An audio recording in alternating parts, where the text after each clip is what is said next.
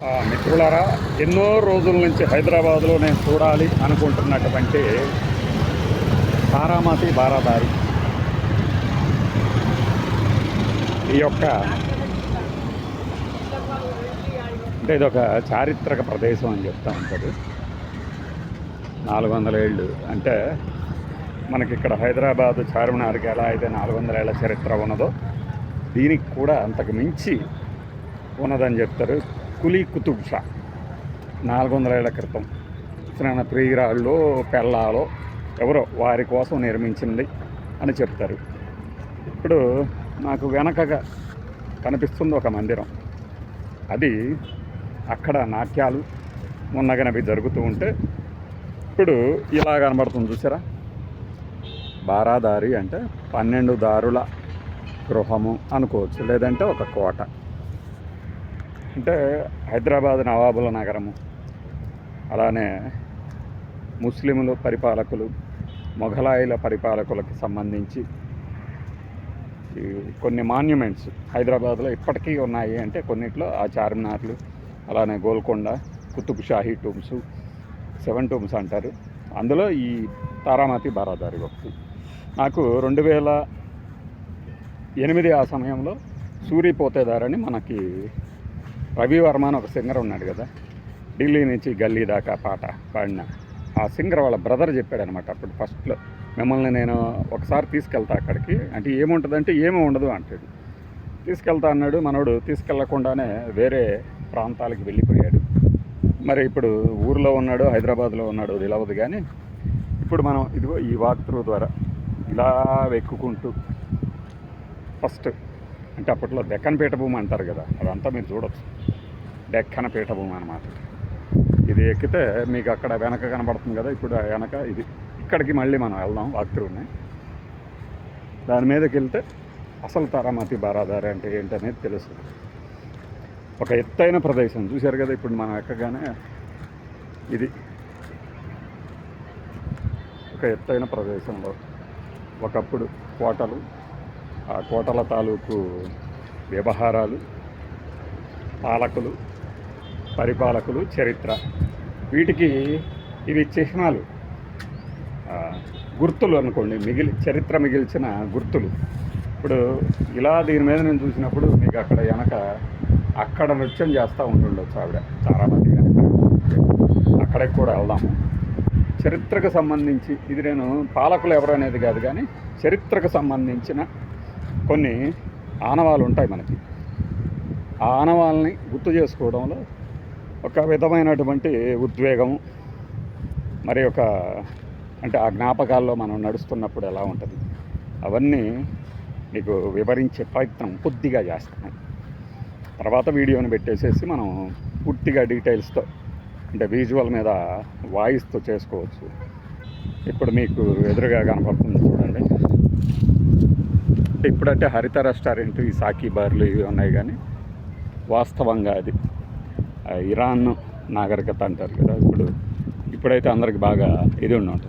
Iran Persian తరహా కట్టడాలన్నమాట ఇవి.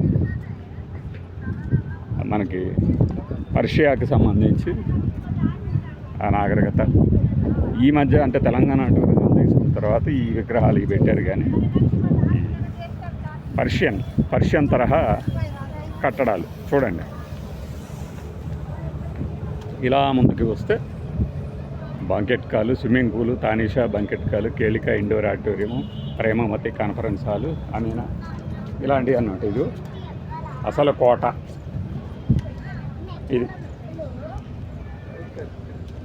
ఇది కోట కంటే పైకి దారి.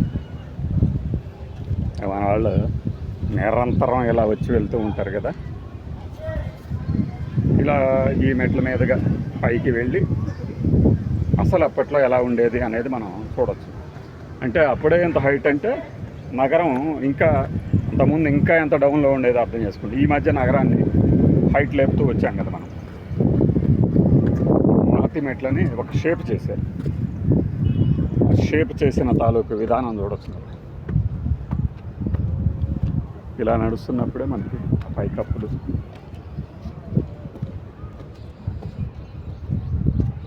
చుట్టూ మొత్తానికి తక్కువ మెట్లులాగా ఉంటాయి. బట్ కాళ్ళ నొప్పులు అయితే ఖాయం. చూడండి ఎన్ని మెట్లు ఎక్కొచ్చాం. ఇంకా ఉంది, ఇంకా అయిపోలా. ఈ మెట్లే కాదు, ఇంకా అయిపోలా. ఇక్కడి నుంచే మీకు నగరం, అటు ఆ ల్యాంకో హిల్స్ ఇటువైపు చూస్తే మిగిలిన నగరం కనబడతా ఉంటుంది. ఇది ఎక్కేస్తే ఇంక టౌన్ మొత్తం కనబడుతుంది అన్నమాట. మిట్ట మధ్యాహ్నం వచ్చాం కదా, టాపు లేచిపోతుంది మాకు.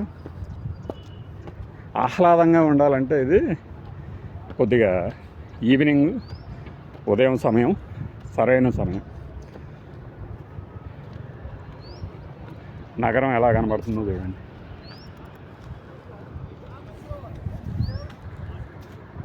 ఇక మన వాళ్ళు అసలు ఎక్కడుంది అనుకునే ప్రమాదం కూడా ఉంది. బయట చదివినటువంటి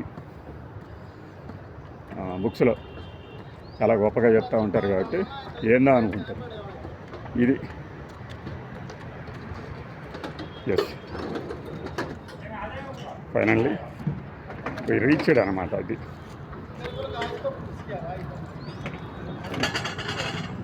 మొత్తము చాలా పెద్ద మహల్ అనుకోండి.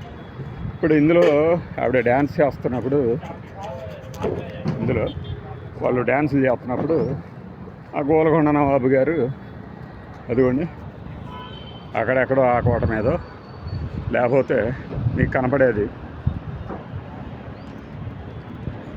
ఇక డ్యాన్సులు చేస్తుంటే ఆయన ఇంకో చోట నుంచి చూస్తాడు. ఆ కోట ఇది కావచ్చు, మీకు కనపడుతుంది అక్కడ ఇంకోటి కావచ్చు.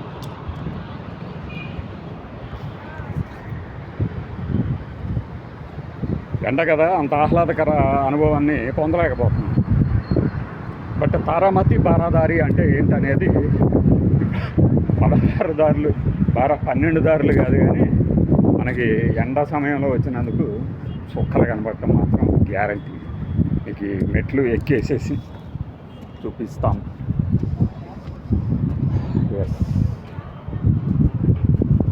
ఇది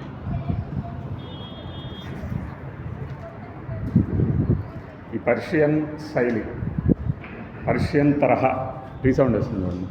పర్షియన్ తరహా కట్టడాలు, ఇరాన్ నాగరికతను కూడా మీరు ఇక్కడ చూడవచ్చు.